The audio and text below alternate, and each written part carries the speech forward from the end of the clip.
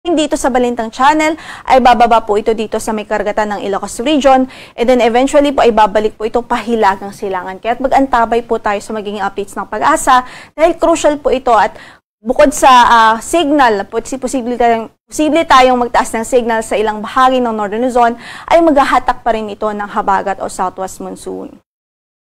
Samantala, meron pang LPA o another low pressure area sa labas ng ating area of responsibility.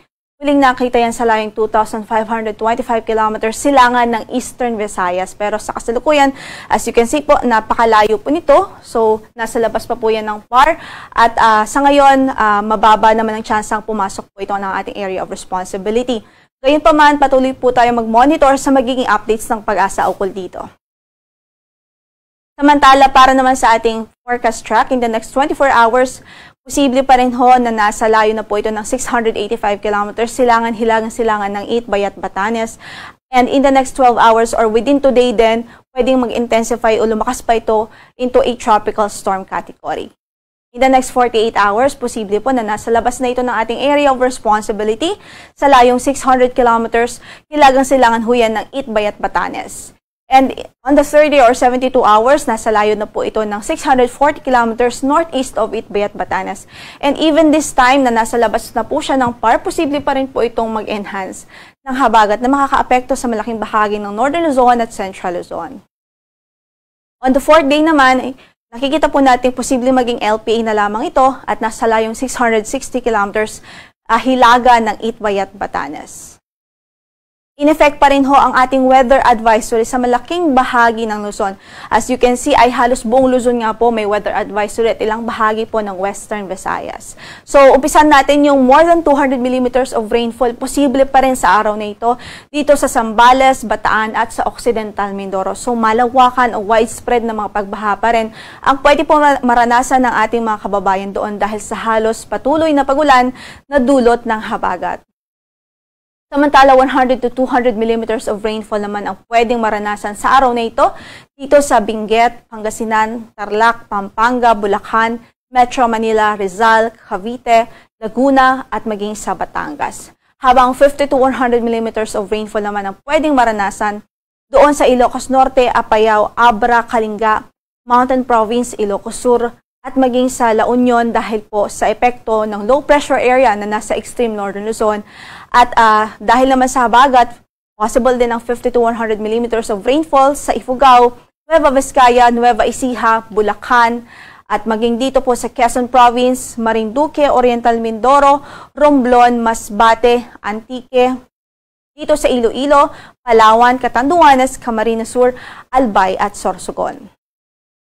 By tomorrow, possible pa rin ang matitinding mga pagulan dito po sa Zambales at Bataan dahil pa rin huyan sa habagat.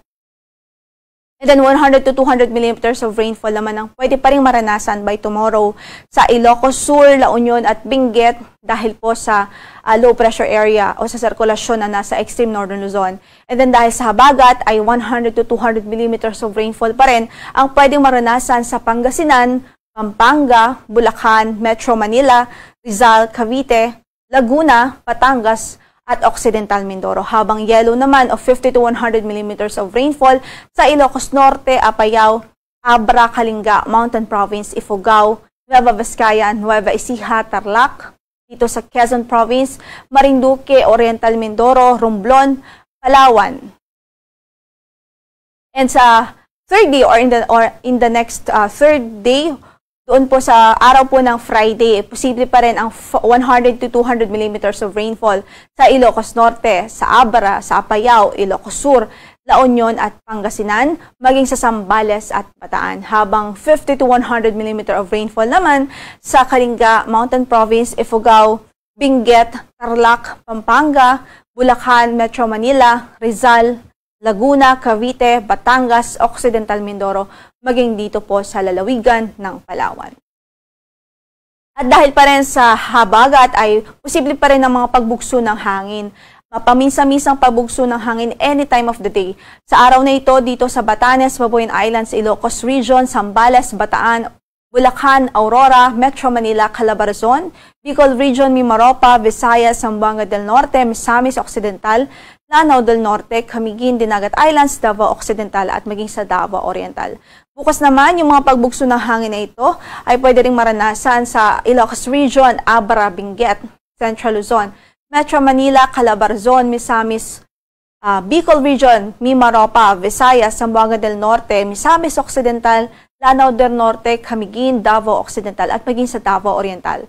Habang sa Friday, posible ito na maranasan sa Ilocos Region, Cordillera Administrative Region, Cagayan, Isabela, Quirino, Nueva Vizcaya, Central Luzon, Metro Manila, Bicol Region, Mimaropa, Visayas, Zamboanga del Norte, Misamis Occidental, Lanao del Norte, Camiguin, Davao Occidental at Davao Oriental. Samantala, wala po tayong gale warning sa ngayon sa anumang bahagi ng ating mga baybaying dagat, pero katamtaman hanggang sa maalon ng kondisyon ng karagatan sa northern at western section ng Luzon, kung kaya't patuloy natin pinag-iingat pa rin ang ating mga kababayan dahil syempre, maliban dito sa hangin na ito na katamtaman hanggang sa malakas o sa pag-alon na katamtaman hanggang sa maalong kondisyon, ay masama din po ang ating panahon dahil pa rin sa presence o sa pag-prevail nitong habagat at ng LPA na nasa extreme northern Luzon. Samantala, as of 5 a.m. in the morning, ngayon lamang po ito ay nakataas pa rin ng orange rainfall warning dito po sa Zambales at Bataan. Ibig sabihin, nariyan pa rin ho ang patuloy na banta ng malawakang pagbaha dahil sa mga pag-ulan na ito. Samantala, yellow naman sa Tarlac at dito sa ilang bahagi ng Pampanga, sa Rizal, Metro Manila, Cavite, Laguna at maging sa Batangas. So, posible pa rin ng mga pagbaha sa araw na ito sa mga low-lying areas o sa mabababang lugar na flood-prone areas. Samantala, sa Visayas din po o ilang bahagi ng Mimaropa region at ilang bahagi ng Visayas ay nakatas din ng orange rainfall warning dito po sa Occidental Mindoro, ilang bahagi ng Occidental Mindoro, partikular sa Lubang, Looc, Palawan, Abra de Ilog, Mamburao at maging sa Santa Cruz. Habang yellow naman po sa ilang bahagi pa o sa nititirang bahagi pa ng Occidental Mindoro. Kahit patuloy pa rin nating pinag-iingat ang ating mga kababayan doon sa Mimaropa region, Western Visayas at malaking bahagi pa ng Luzon dahil as you can see sa ating forecast po, magpapatuloy pa rin yung mga pag-ulan na dulot ng habagat. Samantalang sa Northern Luzon naman ay mga pag-ulan dulot ng LPA o low pressure area na nasa extreme Northern Luzon. Kaya ingat po, stay vigilant at wag hong maging kampante dahil posible pa rin ang mga pagbaha at pagguho ng lupa. Yan ang latest mula sa Pag-asa. Ito po si Lori de la Cruz.